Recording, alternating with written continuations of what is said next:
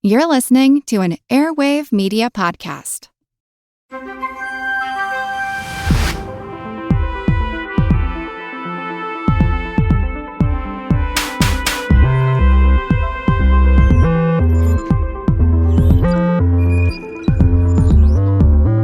Welcome to Unbiased Science, where we bring scientific method to the madness.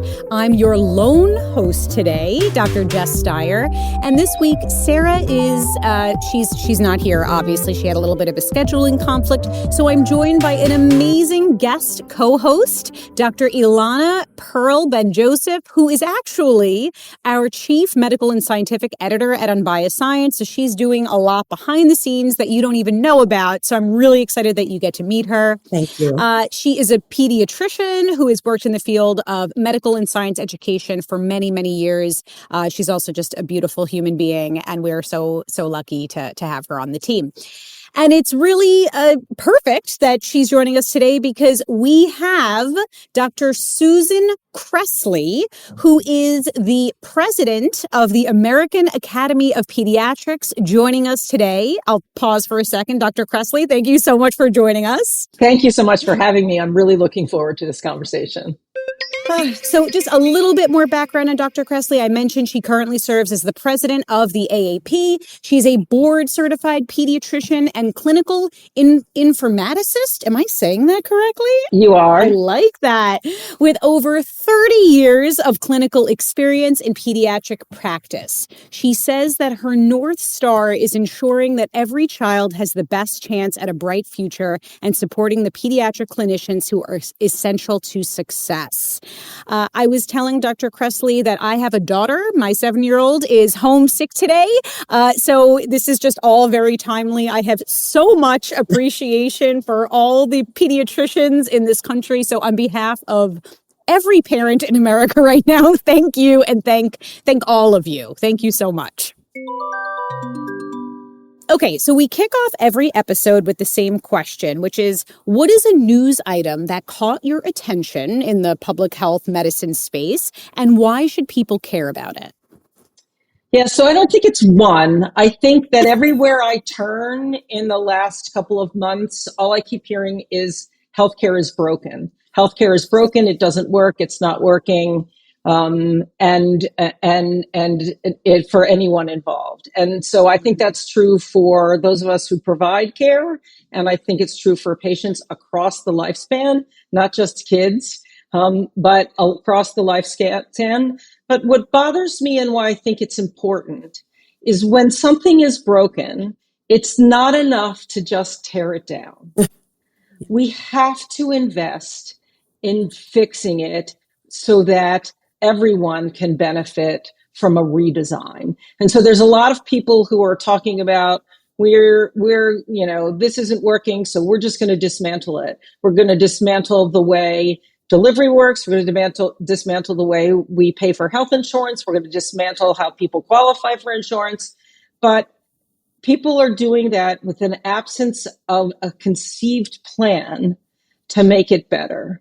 And when you tear something down that isn't working and you don't replace it, you create increased anxiety and increased need that is unmet, which just then makes everybody more despondent about the way healthcare, their chances of having healthcare access and delivery and optimum outcomes. So I'd like to move the conversation in this time from healthcare doesn't work.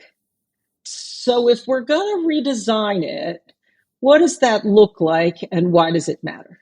And that's wonderful direction. We would love to hear that, not just the pediatrician in me, also the mom in me and everyone else who's listening.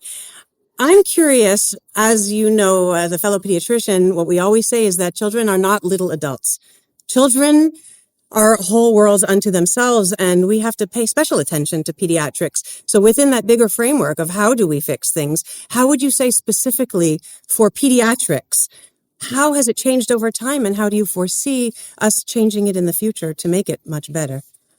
Yeah, so let's start with the fact that pediatrics is really a lot about prevention, wellness promotion of the whole child that is very grounded in where children live, work, play, and learn.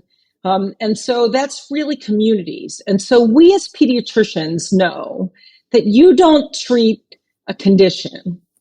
You're treating a child in the context of their whole family and community. And quite frankly, if we change the way we think about healthcare delivery and use that lens that we already have as a default in pediatrics, I think everyone would benefit. I think it's time to flip this, and we know we've been struggling. And the biggest, I think, problem in pediatric healthcare delivery is we're suffering more and more that the health system was designed for chronic disease and big problems and saving money at the end of life, which doesn't fit. There's no way to retrofit that in the way we think as pediatricians, the way we deliver care, where we want to and are committed to meeting families and kids where they are to make them have the best possible thriving future. If we took that approach and did the same for young parents and middle-aged people who all of a sudden are having health problems, which happens with aging, but let's still focus on your goals and what you want to be healthy, and what this means for you in the context of your whole self. And then again, in aging and end of life, I think that we could maybe fix the healthcare system if we all started to think like pediatricians in the context of the way we deliver care. So I'm super proud that a good chunk of our audience is comprised of HCPs, and a good chunk of those are pediatricians. And so I'm just curious, do you have a message? And also, I'll just say my very best friend in the world, Ashley, if you're listening, she's a pediatrician, and I get so many messages from her. You know, her heart, and I know every pediatrician I know, a lot of, we have Dr. David Higgins on our team. Every pediatrician we know, your hearts are huge. You're in this because you love children, you care about children, and there's this sense of demoralization right now. Morale feels low. What would you say to the pediatricians who are listening, Dr. Kressly? So a couple of things. And I've had to do this all year as president of the American Academy of Pediatrics. I wake up every day and say, I haven't changed. I'm still the same person who went into pediatrics because I care about making a difference in the lives of children, because I know that children are 100% of our future, and there is so much hope and power in lifting them up and helping them thrive. And so when we sit in the midst of the turmoil of the current environment, we have to ground ourselves in saying, it's not us who changed, it's the environment who's changed. And so check in with yourself, and then redefine success. Did you still show up and be your best human self, bring your compassion and the science to the work of serving the families that you're privileged to take care of? And that in itself is success. I've been saying all year, every day that pediatricians show up is a better day for kids. And I believe that in the clinical exam room, in the hospital room. I believe it in the community. I believe it when we advocate. I believe it when you bring the lens of children are our future. We all play a part in helping to lift them up and help them thrive, that we are successful. And in the moment, it may not feel like that, but we should still ground ourselves in who fundamentally we are and what we're committed to do. Thank you. From the bottom of my heart as a pediatrician, those are wonderful words for us to hear. Another big chunk of our audience, as you know, are parents who are also struggling today, these days. They're confused. They don't know who to trust. They don't know who to believe. So much information is coming from so many different angles, and a lot of it sounds trustworthy, but not all of it is. What do you tell to parents who are trying to navigate today's healthcare system for their children? Who do you tell them to trust? What do you advise to the parents who are listening? So I have a similar message to start with for families. You are the same caring parent that you've always been. that you come to this with having in mind, how do I help my child thrive? What can I do to support them to be the thriving self that I know and realize the potential that I know in them? So first of all, give yourself a break, cut yourself a break. You're also human, right? And you come at this work for the same reasons. So start there and then say to yourself, trust is something that needs to be earned and built over time. We know that as pediatricians. Not only do we have to earn the trust of parents, we have to earn the trust of 5-year-olds and 3-year-olds and 16-year-olds who don't trust anybody. And so we understand that trust is a two-way respected relationship and changes over time. And we encourage you to take that journey with us. Now, when you're trying to figure out who do I listen to, you also have to figure out what matters and where is the signal from the noise, if you will. There's a lot of noise out there. How do I block this out? Trust my gut as a parent, and then say to myself, if my kid broke their arm or was very, very sick with a high fever or was having trouble breathing, where would I turn to? Would I turn to an influencer on social media? Would I turn to a soundbite from a policymaker? Or would I turn to the people who would take that journey with me in my time of need? And so I'm hoping that's your pediatrician or pediatric clinician. We are there waiting for you to join us in your child's journey. You can trust us, and we know that it's okay to question us.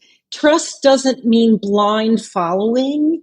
It means following your heart, but using your curiosity and your mind, knowing that there's not always a simple answer. And as pediatricians, we are also need to, in this moment, be humble enough to say, okay, let me first listen to you and what you're hearing and what you're concerned about. Start with the listening piece, and then start to try and shape an ongoing conversation. These are decisions, healthcare decisions, sometimes need to be made urgently, and hopefully we build enough trust up that you can, and we can say with you, we will be with you in this journey. But we need to make sure that we're making those decisions together, because fundamentally, parents and pediatric clinicians have the same singular focus and goal, which is helping that child thrive, knowing all that we do, both with the science and the facts, but delivered with empathy and compassion and a clear vision of what it means to be a healthy, thriving child.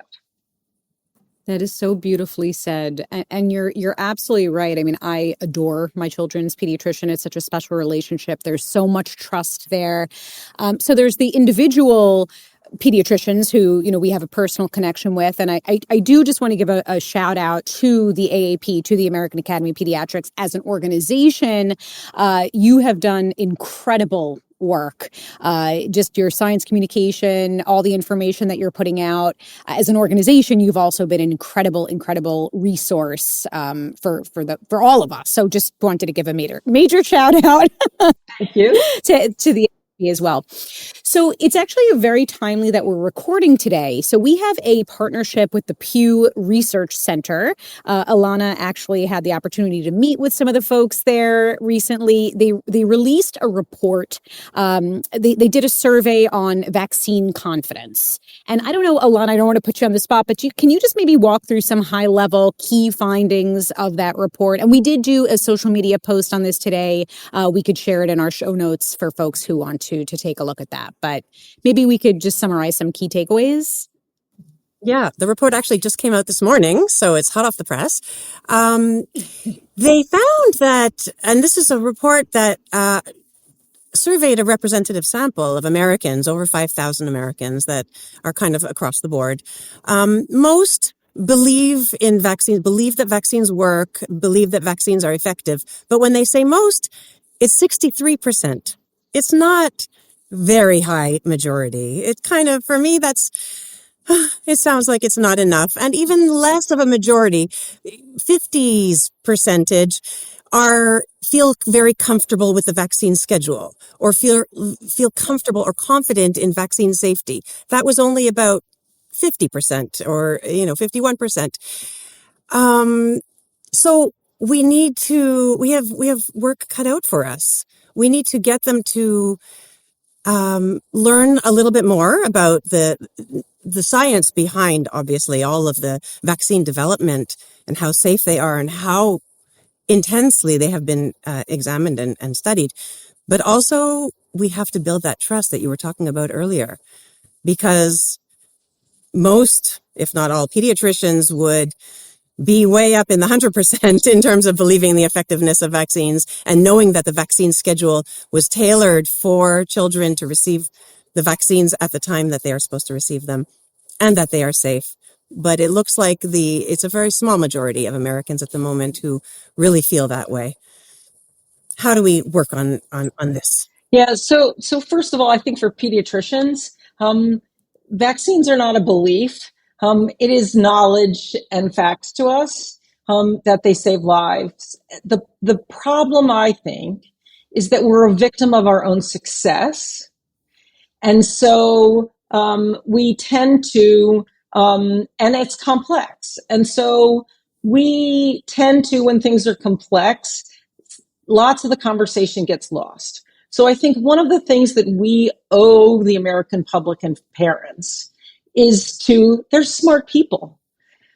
Help them to say this and explain it in a language that's accessible to them. Now, that's going to take a little commitment in our relationship because it's not easy and soundbite worthy. It is a longer conversation, and we need to figure out forums where we can really help families and parents know what we know. And we feel confident that if they understood what we understood, and it's not because they're not capable, it's not been accessible to them. But we also have to be mindful that there are people out there sometimes in policymaking and parts of large organizations that have a different agenda than advancing children's health and protection. And I'm not going to begin to understand what their motivation is, but they are intentionally sowing doubt and mistrust. And when you intentionally sow doubt and mistrust, smart people start to question. Our default is always to be cautious. Humans don't like to take risks, but we're really bad at deciding non-emotionally what's risky. I know I have a fair amount of friends who are petrified of flying. They are petrified of getting in an airplane for just the small possibility of something happening in a crash or something untoward. And we know that this gets played up when it happens, which is very few times. You have a much higher chance of being significantly injured in your car. Yet none of us think about getting in the car and hitting the garage door button and backing out and putting our kids in the back seats. We are bad. Humans are not good assessors of risk. So let's own it, first of all. And then let's figure out how we can make families feel confident.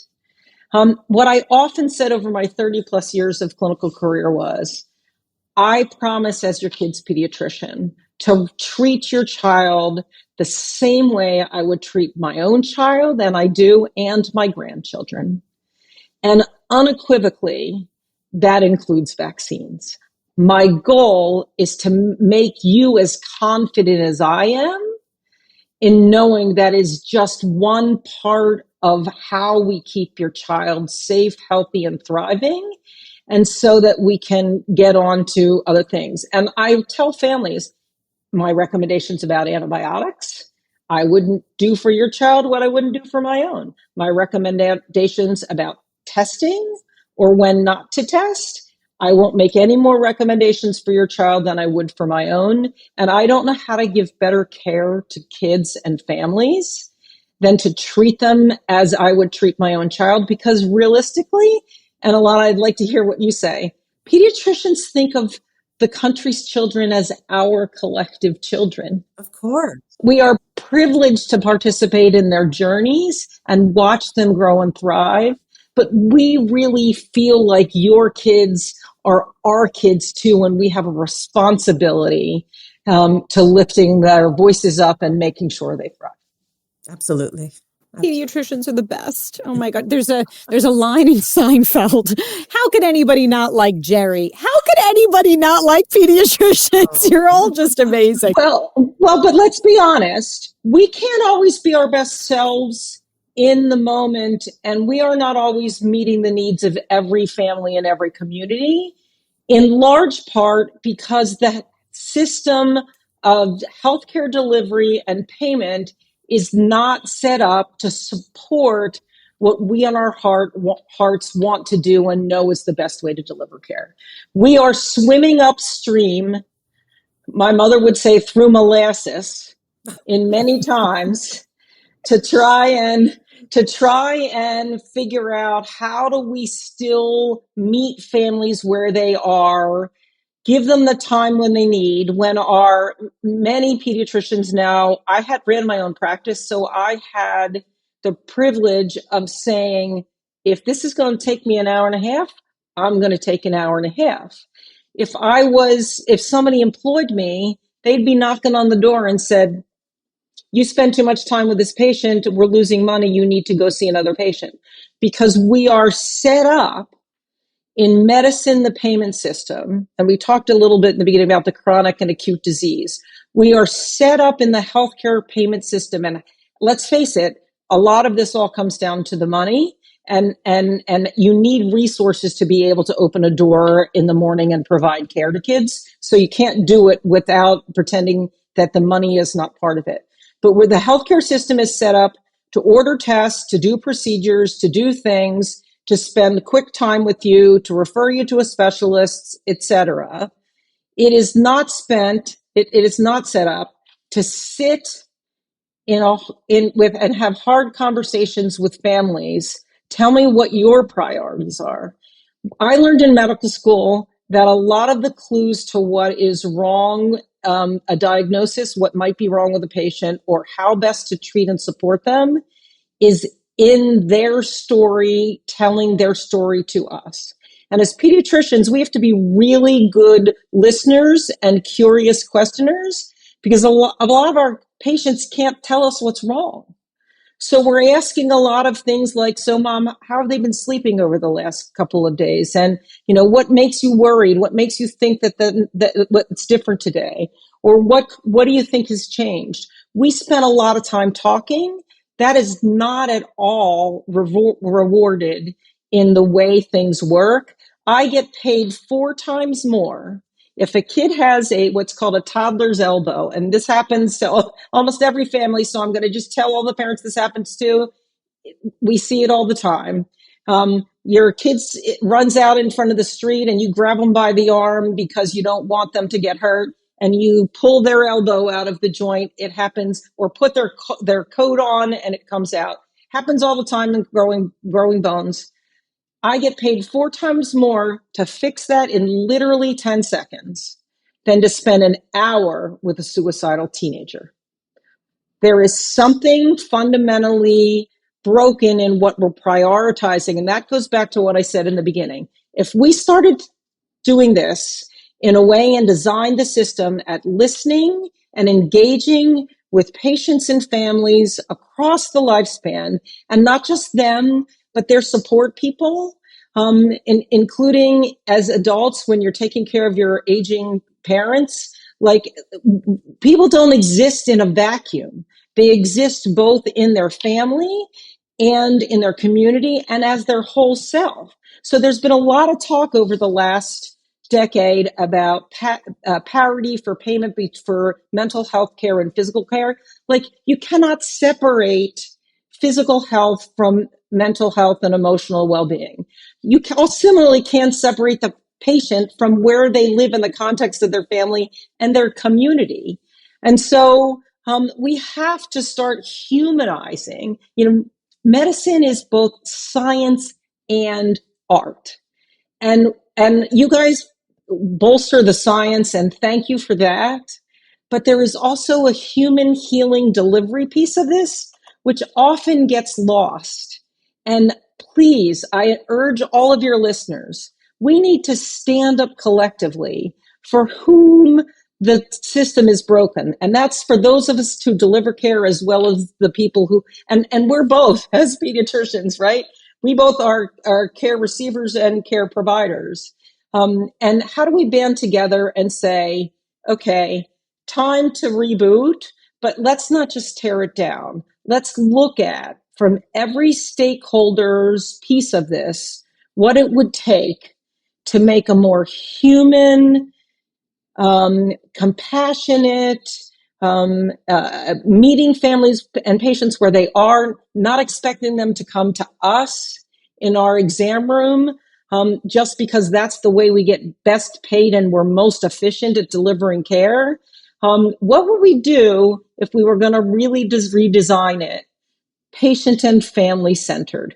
There was a push for that about 15 years ago in the patient-centered medical home, and it showed some promise, but then people tried to sort of commercialize it and do other things with it instead of keeping it grounded in the human-to-human, trusted healing relationship, and with focus on how can I help you be the healthiest person that you can be, with your priorities in mind, not mine. So do you think we're headed in that direction? I mean, it's amazing. We absolutely need to move toward this human-centered approach. And it feels like the system is holding clinicians, including pediatricians and others, back, for all the reasons that you just outlined. Do you have hope that we are headed in that direction? Well, with chaos and disruption comes opportunity. I do think more and more people are talking about it. And the first place to start is raising awareness so that more people care. And then how do we really get everyone aligned? If I was queen of the world, I would lock all of the players into a room and saying, you're not leaving until we figure this out.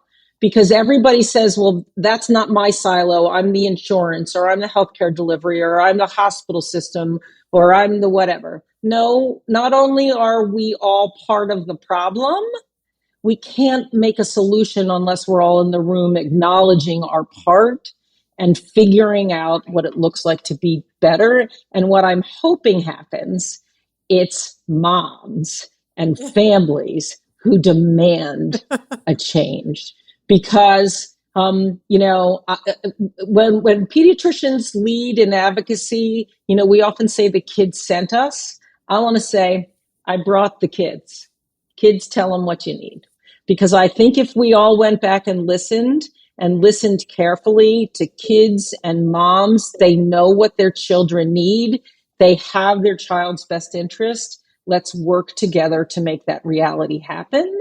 And in today's focus on wellness and prevention, there is a lot of opportunity. There is a lot of dialogue where we have to separate again facts and science from sound bites and quick fixes.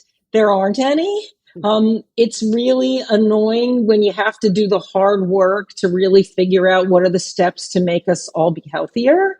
It's not sexy and it's not quick and there's not a big soundbite. But it leaves me hope that if we really get a groundswelling of social movement, maybe it's Team Kids. Let's make a Team Kids and get everybody on board, parents, grandparents, educators, early childhood educators, people in your community who depend on the future workforce, your economic people who understand that kids may only be 22% of the population, but they're 100% of the future. I think we have the potential to shake enough sense into some people, but we have to be brave and bold enough to propose real solutions. Please, please, let's not be tempted just to tear down what's there.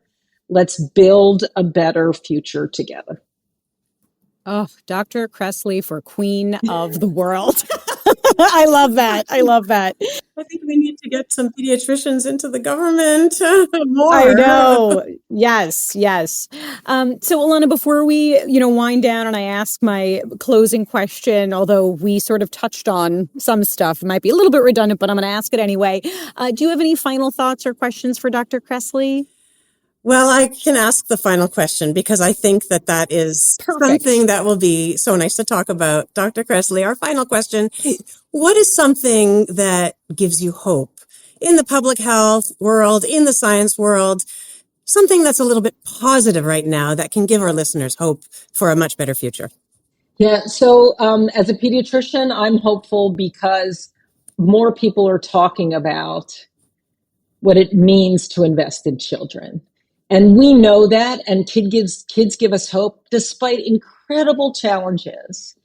Every day, pediatricians and pediatric clinicians go to work, and some child puts a smile on our face, makes us think of a better world, has hope for a better future. And more people are listening and talking about what it means to invest in children. And that gives me hope because I do know that they're 100% of the future. And if we can get everyone else to realize what pediatricians know, I think the world is looking very hopeful. Well, I love that. Dr. Sue Kressly, thank you so much for joining us today. Thank you for all that you do for our children. I love that. You said, kids make up 22% of the population, but 100% of the future. That is profound and so true. So thank you so much. Thank you all for joining us today. We hope you learned a thing or two. Give us a follow on Substack for our long form content, the unbiasedipod.substack.com. Follow us on social media, leave us a podcast review, and don't forget to check out aap.org for amazing information on all things related to pediatrics and kids' health. They're an incredible resource, and we will of course link to them in our show notes. And if you're a parent, healthychildren.org has all kinds of fact-based information for you, how to find a pediatrician, pediatric influencers and social media that you can follow, healthychildren.org. I love it. Again, we will link to that in our show notes. Join us next week for your trusted source for no nonsense, just science.